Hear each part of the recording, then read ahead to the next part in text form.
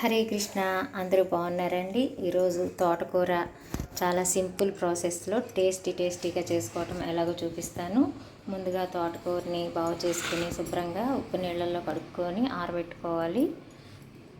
ఉల్లిపాయ, వెల్లుల్లిపాయ రెబ్బలు, జీలకర్ర, ఉప్పు, కారం, పసుపు ఇవన్నీ రెడీ చేసుకోవాలి.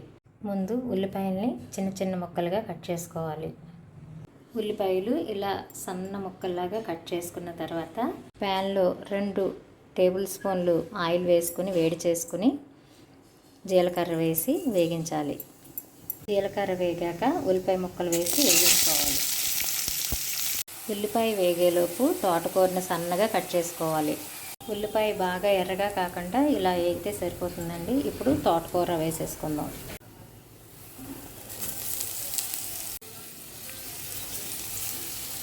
ఇలా తోటకూర అంతా వేసేసుకున్నాక కొద్దిగా ఉప్పు వేసుకుని కలిపి మూత పెట్టుకోవాలి.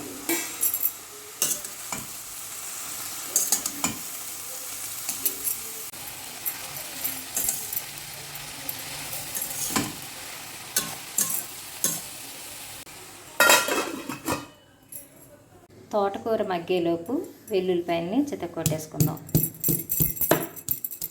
బాగా ఇంకే 2 సార్లు ఇలా అంటే సరిపోతుంది. బాగా మెత్తగా చితక్కొట్టుకోకర్లేదు. 2 నిమిషాల తర్వాత మూత తీసి చూద్దామండి. సగం మగ్గిందండి. ఇంకొక సగం మగ్గాలి.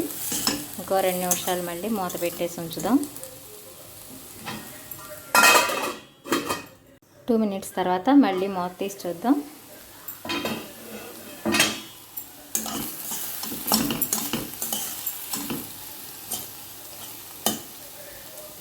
తోటకూర కాడని ఇలా నొక్కితే కట్ అయిపోవాలండి. తోటకూర చాలా లేతగా ఉంది.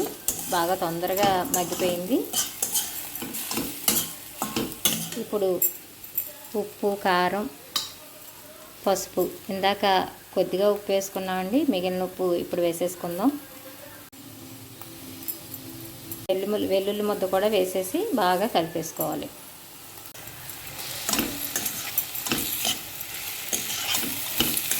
తోటకూర బాగా చేసుకోవటమే ఎక్కువ పని అండి.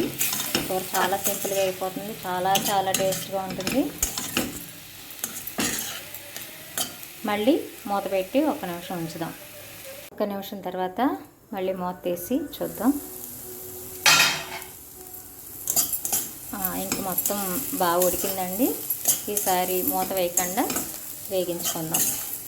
ఒక 2 మినిట్స్ ఇలా కలుపుతూ వేగిస్తే సరిపోతుంది. చాలా టేస్టీగా ఉంటుందండి. ఇలా ఉప్పు, కారం, వెల్లుల్లిపాయ వేసి ఇది బాగుంటుంది.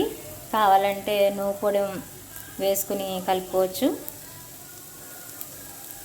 చాలా బాగుంటుంది. ఇలా మీరు కూడా చేసుకుని తినండి. చాలా నచ్చుతుంది. బాగా వేగాక నూనె వదిలేస్తుందండి. లేత తోటకూర ఇలా వండుకుంటే అదిరిపోయే రుచి. చాలా బాగుంటుంది. కూర ఎక్కువ తినగలరు. నూపొడి వేసుకుని కూడా ట్రై చేయండి. చాలా బాగుంటుంది. ఇది నేను ప్లెయిన్గానే చేశాను. చూడండి, కలుపుతూ ఉండగానే ఇలా ముద్దగా అయిపోయింది.